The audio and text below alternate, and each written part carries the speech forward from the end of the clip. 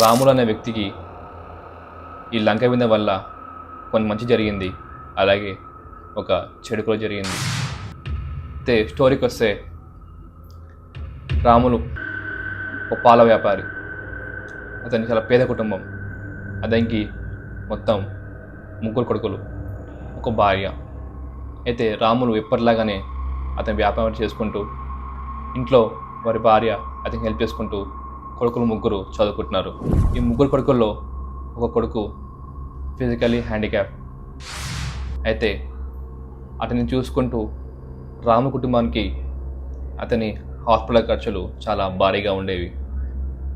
అయినా సరే రాములు అతని కొడుకుని చాలా మంది చూసుకునేవాడు. అయితే ఒకసారి రాముల కుటుంబం అందరూ ఎప్పటిలాగానే వారి పనులు ముగించుకొని పడుకున్నారు.